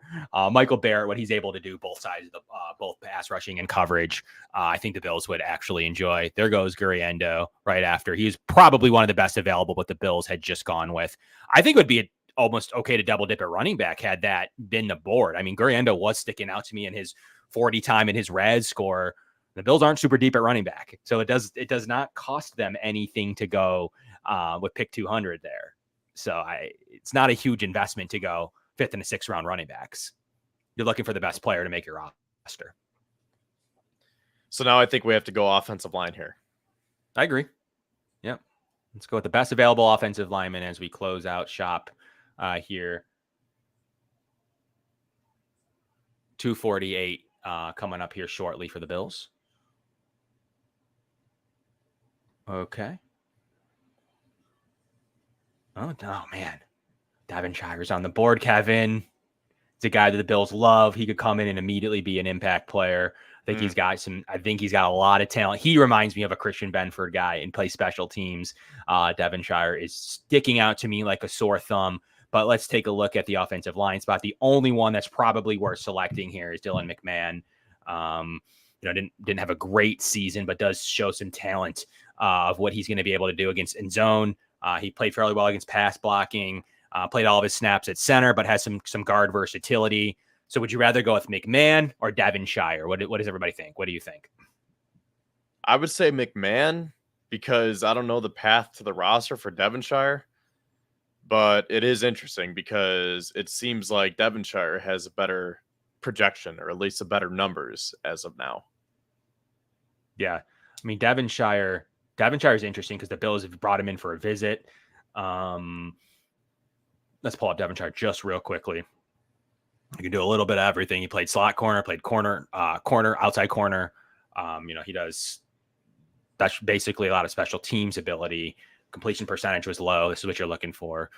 So what are your thoughts here? Would you think that you want to go with Devonshire? I don't think the Bills would have to think too long about this last pick of the draft, but would you go with Devonshire? Or would you go with the center?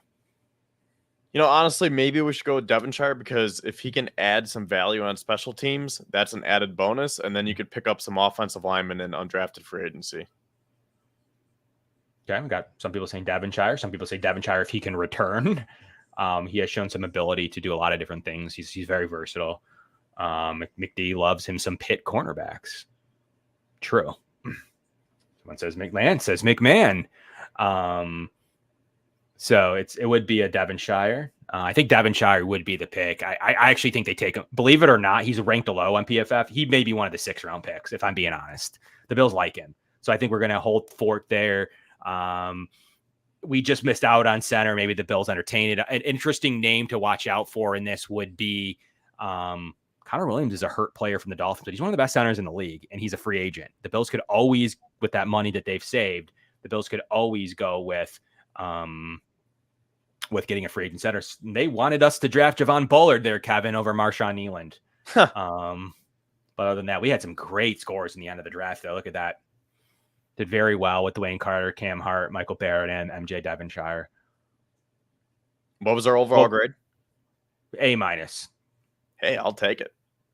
So we'll save this bad boy. Did you want to rock one last quick one before the draft? Another quick 10-minute draft, Kevin? What's your thoughts? Yeah, I think it's smart because I think we need to focus on some other positions maybe a little bit sooner, like offensive line. Maybe edge rusher can wait a little bit. So, and that's what I was talking about before. I think it's smart to try to position the value of the board here. Okay. Kuhu says go again. So let's go again. Okay. But you want to use Pro Football Network, correct? Yeah, let's do that one to show the variance. Okay, let's do it. Show the variance here. We're going to see how we do with each draft. You guys can tell us which one would have been A+ if we take all we had to do is take a punter and we would have gotten an A+.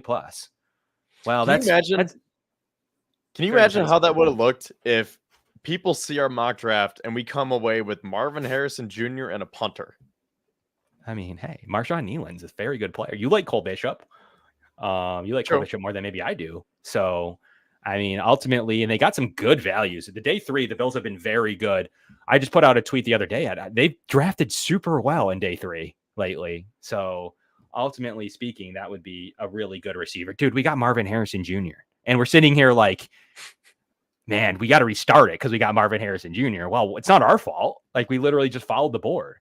I have to imagine if that happened, the Bills would very much be on the phone with Tennessee. Maybe they won't trade it, but very much so. The Bills are making phone calls to come get at that stage, they're at least trying. Whether it gets done or not, Probably not, but it's very likely that they're making a call to go get maybe their receiver one. And the Bills did more work with Marvin Harrison Jr. than they did Odunze and Neighbors combined. So it's possible that that they would go with that route. Okay, so let's fire it up on the last mock draft we'll do here. We're gearing toward the draft here, and this is going to be our last exercise to kind of compare and contrast how we did, and we will utilize these and see how we do next week. So slow or normal, what's the way to go here? I don't use this one as much. So do you go slow or normal speed? I usually go fast just because I get impatient. Okay. So, can we trade up? Are we trading up here in this? We are. I just am very cautious, so maybe we can do normal just for the sake of this. Okay. Okay. There we go. Yeah, normal's a good pace. We can probably speed it up somehow, right? Or no? Can you not speed it up? I'm not sure if you can do it while you're in the draft. So here's more accurate draft, Williams.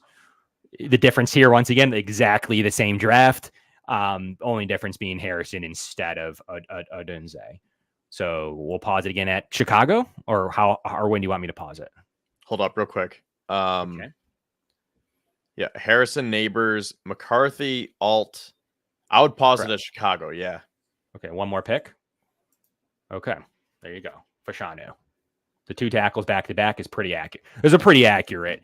I would say based on chalk, this is an accurate assumption. It's not much different. The only difference is Marvin Harrison was there for this. In ours, he's not here. So we'll bring this one in. This one's a little bit smaller. So we'll bring it in here. Okay, so do you want to make an offer to Chicago? And I do not, just because we just made that big trade with Marvin Harrison. So I want to do this one and pause it again at like 15 or 16 and see what the price is for a potential Brian Thomas Jr. trade. Oh, you're killing me. Okay. I mean, if you want to try. I don't know how it seems like this may be a more realistic trade generator. So we have to go actually pick Chicago. It's a little different. Okay. So, I mean, I'm assuming they would take a 1-1, right? I mean, I don't know how. What do you think? I don't want to spend too much time, but do you want to offer this, or do you want to roll it? No, I want to keep rolling. Okay. He said no. So we're going to pass on Odunze here, and we're going to roll it as if at least a little while. Just please let me know when you'd like to. So he goes there.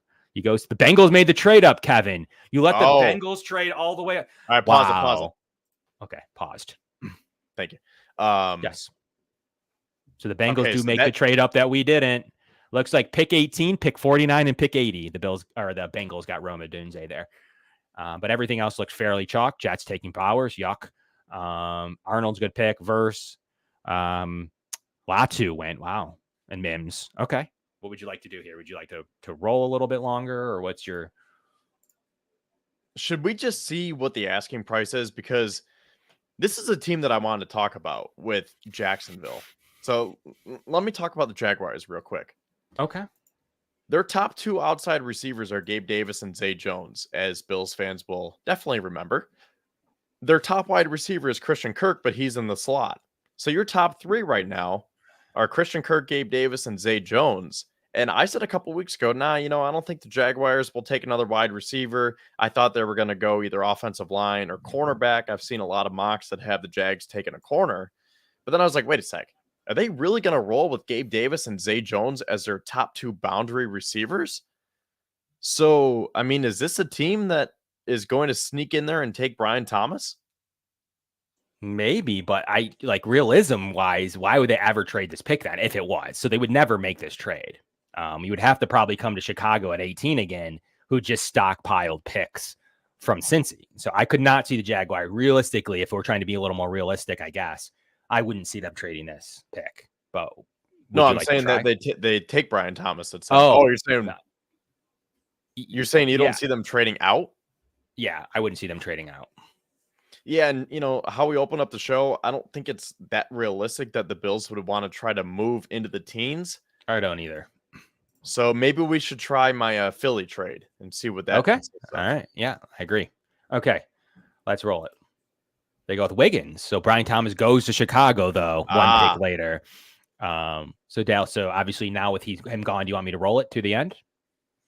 Well, this is interesting. I'm kind of glad that Brian Thomas went because Now we get to see what it's like without the top 4.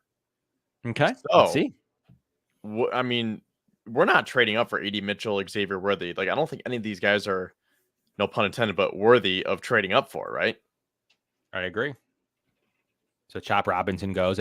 Adonai Mitchell went. Murphy, Kool-Aid McKinstry goes. Cooper DeJean and Graham Burton. So here we go. So people calling us. I am not taking that trade. I'm not taking that trade. We're not going to trade here. I'm not going to trade back at least. Nope. Okay. So are you feeling worthy here? Is this one of the scenarios that may have gone away from the Bills where Johnny Newton's on the board, Jackson Powers Johnson, franchise center, a defensive tackle, and Worthy? What are we thinking here? Lads, one wants Lad, Legator McConkey. So double down some two lads. I would agree. Lance says your knowledge is based on who's going to steal Brian Thomas. Love you, from Lance. the Bills. Johnny Newton, Legator McConkey. So definitely some lot of lad similarities, but people liking a Newton fan. What do you want to do? What are you thinking? The Bills are on the clock. It's ticking down. This is probably my least favorite option. But okay, what would a trade back consist of right now? Because I'm thinking, can you trade back into the late 30s, try to get Xavier Legette where he's more properly placed, and then potentially get that 3rd round pick back? Let's see. Like Washington, I know would be a candidate. So what? 36. What are you hoping to get from them? 36 and what? 36 and they have 3 3rd round picks, so 78. Let's try with 67 to be greedy. Obviously, if they decline it, right, we can go back. Yep. We'll toss them back 163. How about that? Does that look good? Let me zoom in real quick. I can zoom in a little bit more if that helps you. Or do you want to try it without the pick? Try it just giving them 28 for 36 and then 67. Okay. They did not take that trade. Okay. The Bills may be ticking down on their time, man. They may have to pick here if no one is interested in coming up for 36 and 40. No, they're not going to do that.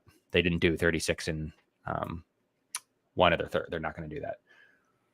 Hang on, let's try another trade back because I think this is an option that we need to explore.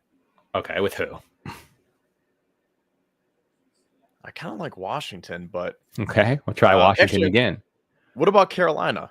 Because they have that pick at 33, right? 33 and 39. They have 33 and 39. Yep. What else are you giving up though? So we could give them. Would they want to move up into the 1st round? Like I'm thinking about going to pick 39. Oh, you're talking about 39 and 65? Yeah. But here's the thing. What if they take Legette at 28? And this is why it's my least favorite option because then it's gone. I mean, sure, you'd have to worry about it. So you have to say, if Legette's your guy, you'd have to take him. If the Bills aren't worried about him going, then they would make this trade. But you also have a franchise center on the board here. You also have Johnny Newton on the board. Is that too much to pass up at the other positions? So it's something to think about. Or do you want to try 39 and 65? For the sake of this, do you want to try it? And then if Legette's gone, we'll just have to roll with whoever else is there? I did not take that trade. Okay. So this might kind of put it into perspective why maybe trading back isn't. It's realistic. Feasible. Yeah, it's realistic. I don't think you can just we would have to take way less for the trade back. Ladd will be gone also. Someone might come up for a quarterback, very likely. Like that would be why I would assume someone coming up, giving up a little bit of assets would be coming up for Bo Nix. I would assume that to be true. Maybe Johnny Newton. Michael Penix is still there. So definitely somebody would be coming up for Newton or Penix or maybe Johnny Newton. Probably one of those 3 would be where someone comes back up to. This is a good point from Travis. He says Carolina's biggest link is Legette. I bet they take him at 33 Friday. I mean, they seem to really like him. He seems to like them. Local guy, Carolina. His family's from around there. And same thing with Kansas City. What if Kansas City takes him? So even though you might be reaching, you might just want to take Legette for The reasons that I laid out at the beginning of the show when I was saying if it's, let's just say, Cooper DeJean or Xavier Legette, well, maybe based on the value of your board, DeJean fits that mold, but you might have to reach a few picks based on the opportunity and the need that you have at that position. And I think that you would get more bang for your buck taking Xavier Legette maybe 5 to 10 picks out of position than you would someone like, in this case, Johnny Newton. But do you Johnny feel you Newton like really? Legette too high? Like every board, like Bills fans like him more than others. Like he's 51 here. I think PFF has him in the same. He's like, are we like this is high in my opinion. But like I probably like every other selection here. Any other, I like Newton, I like Powers Johnson, I like Zworthy, I like probably every other player. I mean, you could convince me in a couple others here before him. Do you feel like that's early? Like I definitely would want to trade back if they go with Legette. And that's why I was trying to look at it from that middle perspective. I don't know. We talked to Kentley Platty last week, and he was saying that these are the guys that pop, right? Like these guys with these freakish traits, they will rise on draft boards. And, someone like DK Metcalf, he was selected, 64th overall. So he wasn't necessarily rising on draft night, but you can see how those traits and that athleticism pays off once he gets into the league. Do you want to try to get 40 and 67 from Washington? We'll give him a late pick or something. You want to try that? Okay, for the heck of it, yeah. Let's try trading back again one last time. We'll give them. Oh, dang. Yeah, they're not budging. These teams aren't budging, Kevin. They're not budging. Well, wait, what are we asking for in return? I wanted 40 and 67, but we could try 40 and 78. That may be the combo. Yeah, try that one. Let's throw him a late pick. No, don't do that yet. Not do that. Okay. They're not going to. Yeah, they did not. Would we be opposed to getting that pick 100 and trying to get a safety there? No, so I'm not opposed 40 to that. and 100? I'm not opposed to that. Not at all. Okay, let's do that. Oops, wrong thing. No. Yep. They took it. There we go. And they took Worthy. They came up for Worthy, which makes sense. So Ladd McConkey goes to New England. Interesting fit. And Carolina passes a bunch of times. Do you want to get another choice here? Wow. No. I'm taking Legette. Kevin's getting antsy. Even with Keon Coleman on the board, Jalen Polk, you're still feeling like you have to get Legette and not stock another pick? Well, if it were up to me, I would say no. I already risked it enough, but let's do it. Let's try it. Let's see what happens. Okay. Bo Nix goes, Keon Coleman goes, Zach Frazier, and I win. So we'll reject it. I'll follow the rules, even though I probably would have done that trade too. But we'll take Legette here. Yeah, now you got to give me Legette. Yeah, I'll give you Legette. I stockpiled an extra choice. I think that's the way that we have to go here. Okay. So I hate being so zoomed in. And there you go, Kevin. You got Legette at 44. So it all works out in the Bills stockpile a bunch of picks. Like really, they're in good shape. That offer is tempting. I agree. Like I probably, without Kevin's, I probably would have taken that pick to get another selection in the 80s. We're not gonna trade back anymore. We have enough picks. So pick 60's up. Where would you like to go? We could go with, continue the trend and go Nealand. We could double dip at receiver if you'd like. I mean, I love Roman Wilson. Ricky Pearsall is there. Where's our next? I don't even know where our picks are. I would say, where do we pick now? I lost track. Does it tell you anywhere? Oh, my picks. Here we go. 60. So we basically gathered by trading back to 44. We gathered 100 and 112, which is a nice haul. That is. Now, how many total picks do we have? Do we have 12 now? We added 2 picks. Yeah, because we had 28 and now we have 44, but then we added 100 and 112. Okay, we got to come back up again eventually because we will. Yeah, we'll come back up. Probably not, probably in the 70s or 80s. Lance brings up a good point. Brendan Rice could be a nice third round pick with those extra picks that we have now. Yep. I mean, I think the Bills did very well to move down some spots and get 100 and 112. That's a nice looking pick package. I'll feel better about Leggett with that pick package than I would have come back for Ricky. I mean, I like coming back for Ricky a whole lot. If you want Pearsall here, we can take him because you gave me Leggett. Because I'm all for double dipping a wide receiver, especially with 12 picks right now. I would like to try to come up for him. I would like to try to give the Bills something else first and then coming up for Pearsall. That's kind of my goal. Would you rather go with Chris Jenkins? Do you want to go with Marshawn Nealand again? Michael Hall's a good looking talent. Like, what would you want to do? I'm going to try to come up for Pearsall. That's my goal. So where do you want to go here at this pick? Would it be a reach to get Kinchins? I mean, not if we're going off this board. It's not. I say it's either him or Nealand. Yeah, come back for Ricky. Now, you know what? I'm going to... man. See, it's throwing me off now with those extra picks because this is a value. Remember I said Friday is like that value spot for safety. And since we took Nealand so early in the first one, I want to kind of test out what the value is going to look like on Saturday for D-line. Okay. So I think I'm going to say Kitchens here.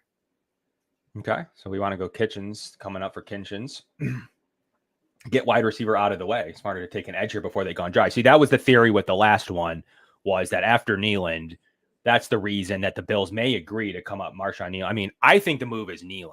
So I think that's I would say we follow suit of our last, but at the same time, we have all those picks still.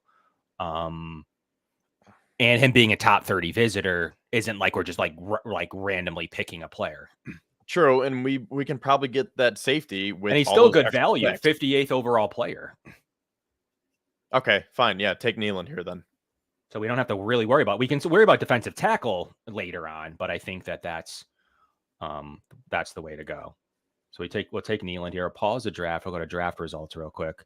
So Kitchens went. Okay, so now we're in the third round at pick 65. I am looking to come up for Ricky Pearsall. I think the Bills need to double dip here. We have Roman Wilson and Malachi Corley here that could protect us from having to come up too far for Ricky Pearsall. But we'll see what happens. The second Malachi Corley goes off the board, I may be feeling like it's time to come up. Mason Smith goes in the spot that I was hoping. Oh, they're back to back, Corley and Roman Wilson. So now the Bills need to get on the phone with Washington to come up and get Ricky Pearsall. Do you agree? Washington again? Washington loves us, man. I can't even keep track of what we have right now. We have a lot of look at these picks after 100. 112, 128, 133, 144. Like we have literally the whole draft after pick 100. And the Bills don't need those. Like those guys aren't making the roster. No. So we're going to trade. Up. I want to keep we'll keep 100. We'll try 112 and 133. Wait a sec. Where are we trying to get to? 78. I think that would be good, right? I think so. We didn't take that, so we're gonna have to be a little bit heavier on this one. 78. We're gonna go 112 and 128. They did not take that. Wait, who did we trade with? We traded with Washington, and who was the first? Carolina, right? Yes. Washington, then Carolina. Yeah. So would we be giving Washington back one of their picks? Or is this not? I mean, yeah, probably. They're killing me. Washington is killing me, guys. Do we know that Washington is going to want to take Pearsall, though? Like, can we wait a few more picks? Let's see. We have to see what the board looks like in general, and then we can make that determination. I mean, he's the second best player on the board in general, just to Braylon Trice. They took Worthy already. We could probably wait, right? I mean, Chicago they got a Dunze in this draft, right? So we'd have him, Keenan Allen, and DJ Moore. You could probably wait a couple more picks. Atlanta could be a sneaky team. Seattle has DK Metcalf, Tyler Lockett, Jackson Smith, and Jigba. I would say we could let it go, but I know you're a Pearsall guy, so I'll leave it up to you. So Tavion Sanders went there. So Try one try with Atlanta. They need a little bit more eager. Let's try.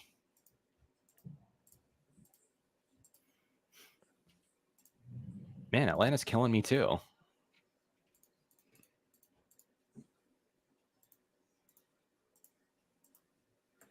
We're going to have to let it roll at least a couple more picks. So Kalen Bullock went there.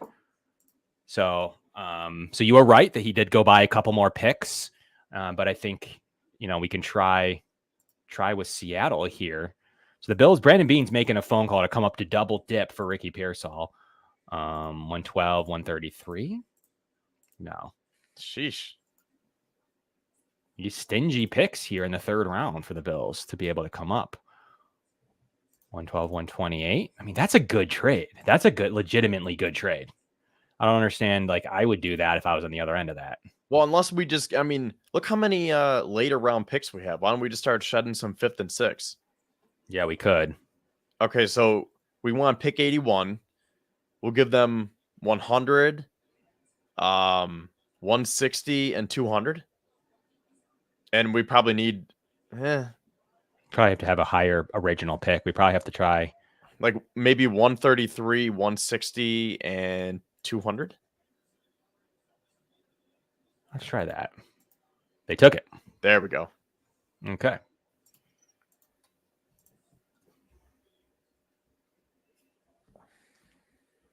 All right, so where are we at here?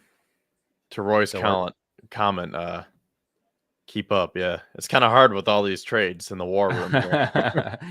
We'll keep it rocking after we make our selection here. Hey, shout out to almost 700 of you who are in here watching this live, because we know how these can sometimes be a drag. So we appreciate you guys for sticking around. And actually, our numbers have gone up as we've been doing these mocks, Kevin. So I guess we got to give the people what they want. Yeah, we sure do. So I don't know if it live updates, but it still says we need a receiver. I think this ad is in the way. Where's the draft button? Resume draft. Yeah, there you go. Oh, okay, there we go. Okay, perfect. All right. So we'll just let it ride from here. How about that? The Bills have made enough trades for a lifetime. They do have still plenty of picks left for the Bills. So we're at 112 coming up. Yep, 112 and 128. So the Bills have plenty of picks here to go with. To go with their selection. So we'll let it ride. And these boards are so drastically different. It's crazy. That's why it's probably smart that we're doing this. Yep. They want to give us a pick to trade back 2 spots. Do you want to do that? No, I've had enough picks. Yeah, we have enough picks. We did take Nealon, right? Yes, we do have Nealon, so we don't have to worry about edge. So we don't have to worry about edge or receiver. We do not have to worry about. Bo Braid is pretty high ranked on Pro Football Network. Yeah. What else do we have for safety? Nothing. Oh, they have Oladipo as a safety. Yep, and 153 too. We can take him a little bit later. I mean, I would take Bo Braid here if you want. Yeah, let's just take a look at DT just in case. I do like McKinley Jackson. Yeah. I think we can fill that out later on in Saturday's draft. Or Bordolini. Do we want to risk missing center again?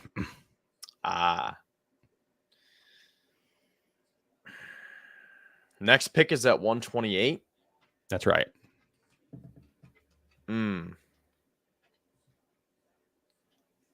Go to the safeties one more time. Sure. Tyke Smith. Do you like him as a backup option? I do like him as a backup option. I obviously like Oladipo. So I like a couple of these guys later on as well. I say, for the sake of this, and because we missed on offensive line in the last mock, I say get Bordolini here and then try to get that safety with our next pick. I agree. I think that's smart. Okay, let's let it rock. Bo Braid went. Yeah, I figured he was. Get a fat guy. Ooh, Rice over Pearsall. Interesting. Take Pearsall.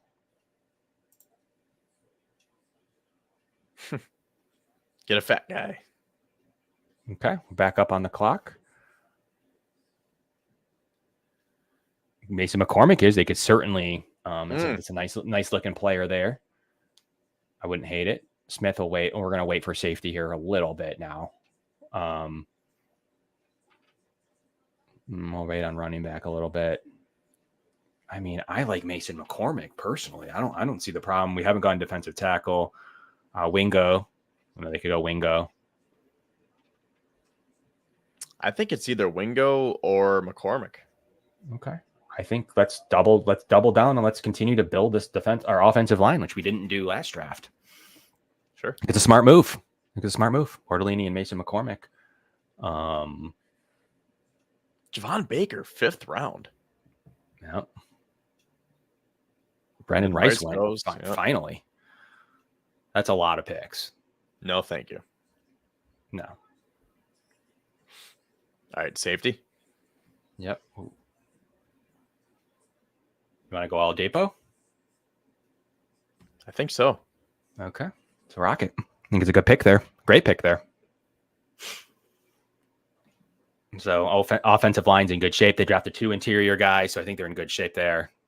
Don't have to do a ton else. I think running back's position we have now neglected. And your guy is sticking out like a sore thumb if he makes it. Hey. Go to our picks real quick. Okay. So you got Leggett, Marshawn Nealand, Ricky Pearsall, Tanner Bortolini, Mason McCormick, and Oladipo. Okay, so defensive tackle and a running back are the main 2 targets here, correct? Correct. Now, defensive tackle, Gabe Hall and Christian Boyd, 165, 177. We pick again at what? 2, what is that? Yeah, 200 and 204. So we'd have to punt on running back and grab someone a little bit later. But I do believe that you're right. We probably have to go defensive tackle here.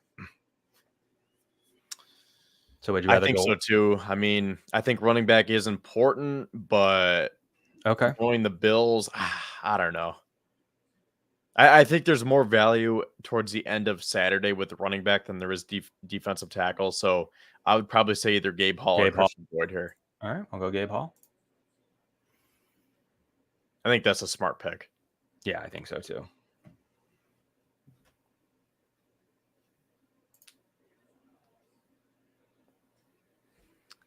All right, so coming up again in a few picks. Well, more than a few. Like 15 picks, yeah.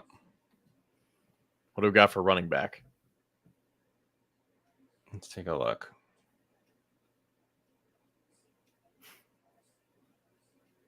Christian Boyd almost made it all the way back to us, dude. That was close.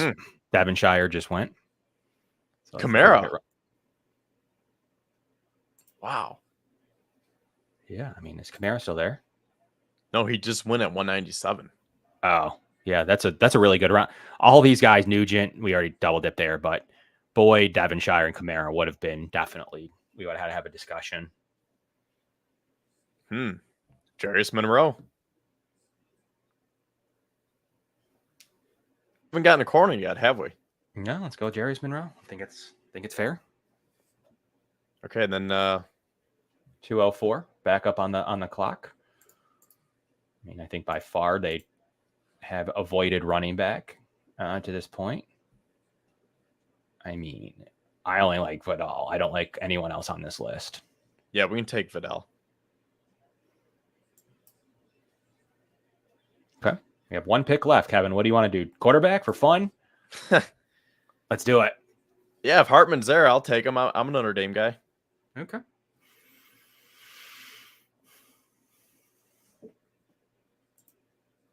So how many picks did we have total now?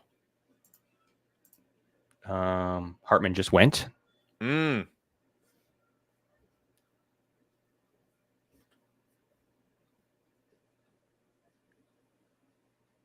this going to be our 11th? I can't keep track. I believe so. 1, 2, 3, 4, 5, 6, 7, 8, 9, 10, 11. Yep. Wow.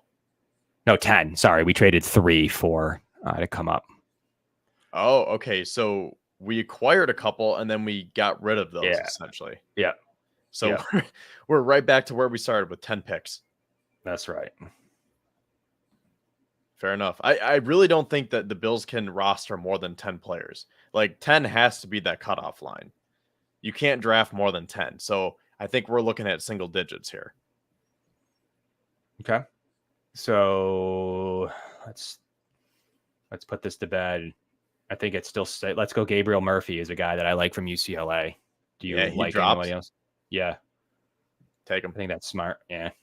Quarterbacks don't really jump out to me. And that's that. I think that's all she wrote. The draft is ended here. So there she goes. All right. Let's download this one. Okay. Let's put these up on the screen for you guys. What is your favorite draft for us? We're going to share them now. And you guys can tell us which one is your favorite that we did here tonight. And we'll see which we'll be tweeting these out too, correct? We will be. How will the board fall? Less than 24 hours.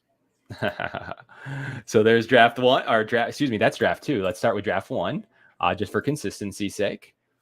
Let's get them up here. Okay. There's draft one. Marvin Harrison, Marshawn Nealand, at least had to have one crossover player. Cole Bishop, Audric Estime, Dwayne Carter, Cam Hart, Michael Barrett, and MJ Devonshire. Do you guys prefer draft one or draft two? Xavier Legette, Marshawn Nealand again. So that's a tie. Ricky Pearsall, Tanner Bortolini, Mason McCormick. So the Bills did well in the O-line here. Oladipo, Gabe Hall, Jerry Spinrow, Vidal, and Gabe Murphy. So fine at the edge position. They sacrificed a little bit at the D tackle and a little bit later of a safety than they would have wanted. But did beef up the O-line. Spin says we have to do another one. Got to give the people what they want. We've hit 2 hours on the show, guys, and you have plenty. I mean, there's plenty of great content coming for you all weekend. We got live draft coverage tomorrow on day one, Built in Buffalo. We have day 2 coverage. I'll be on day 2. Kevin, you'll be on day 1. Getting Marvin Harrison's the first one. People like the first one, Kevin. No one likes your trade back for Legette, but the Bills did stockpile a lot of picks in that position. Well, it's not that people don't like it. It's just that I think it's more realistic because if you get Marvin Harrison Jr., that automatically means that you won the draft, right? Right. And you still got Nealand in both. You got Nealand in both. So it's really if you like Legette and Pearsall, or I guess in theory, you like, I mean, obviously Harrison and who did we take? Did we take Polk in the first? No, we just went Nealand. Never mind. Wait, so did we only get one wide receiver in that? Yeah, we only went one receiver. Yep, in the first one. Okay. Yep. So do you like Marvin Harrison Jr. or do you like Ricky Pearsall and Xavier Legette? That's a nice question. That's the rub. That's pretty much the skinny of it, but also keeping your first round pick next year. So it's Pearsall and Legette with your first round pick. Would you trade all 3 of those players? Once again, Legette, Ricky Pearsall, and a first round pick for Marvin Harrison Jr. That is the main differences. For the most part, with those two both taking Marshawn Nealand. Okay, now before we finish up here, I know we're approaching 2 hours, but I got to ask you. I talked about this before, and I'm curious. So we need to figure this out. What does your top 10 look like? Because I want to talk about the quarterbacks real quick. I mean, I think it's a given. Caleb Williams is going to Chicago, right? The 4 quarterbacks are in my top 10. 4? Yeah. Okay, so Washington, Jaden Daniels or Drake May? I think they go with Drake May. I'm thinking Daniels. I feel like it's 50-50. The betting, I'm only going on the betting odds being favored to May, but I agree. They could go either way. Drake May just seems like a New England type of guy. Like, I just have like this envision of Drake May being the new Patriot signal caller.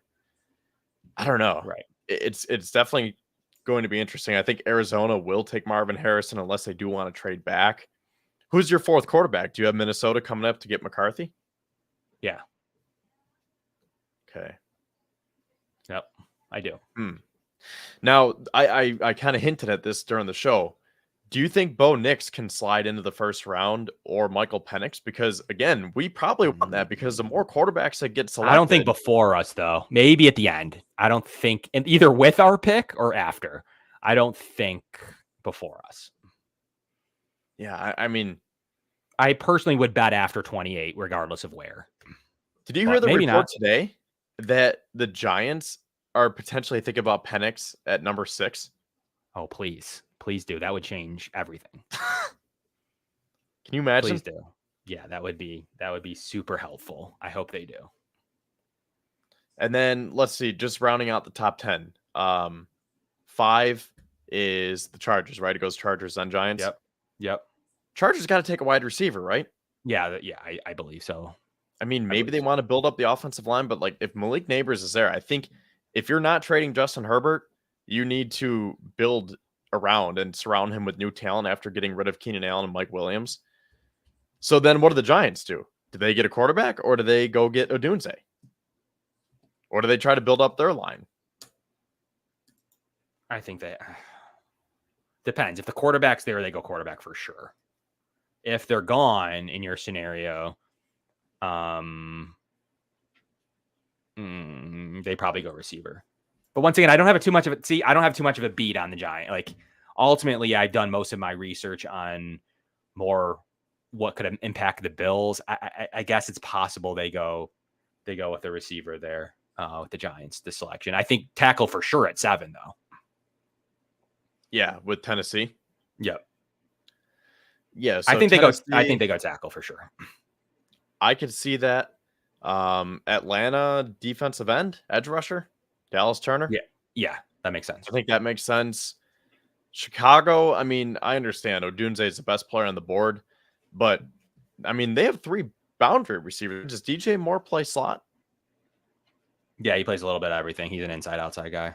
Okay, so I mean, if you can build up your weapons that way, I mean, I think you'd want to take Odunze, but Chicago doesn't have that many picks, right? No, 4, I believe it is. Yeah, 4 total. So they might want to trade back, and then with the 10th pick, it's got to be Bowers. You think? You think he goes to the Jets there? Mm-hmm. Mm-hmm. And then we'll probably start to get the run on offensive tackles and cornerbacks. And that's when it starts to get spicy for the Bills. I think that's where we can start to cap this off for our show tonight, because once you hit the teens, again, you want those teams to take offensive tackles and corners, and you want Brian Thomas to slip. So I guess my final question to you is the title of the show tonight, the pick is in. What are we doing? What do the Bills do? Is Brian Thomas on your radar, or do you not like him? He's not. No, I think it's what the Bills will do, not necessarily what Kevin wants. I think it for myself. I mean, I think okay. It's Sorry, yeah, I meant or you, but I meant myself. Look at that, we're both named Kevin. Yeah, right. So I don't think it's actually probably what either of us are thinking. So I'm going to go with Worthy. I do think there's enough smoke there.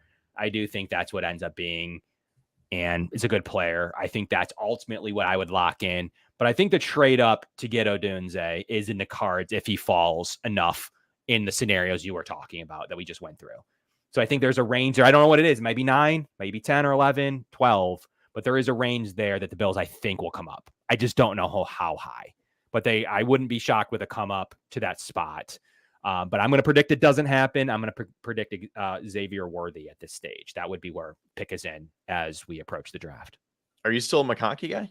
I am, but I think the Bills will go Worthy.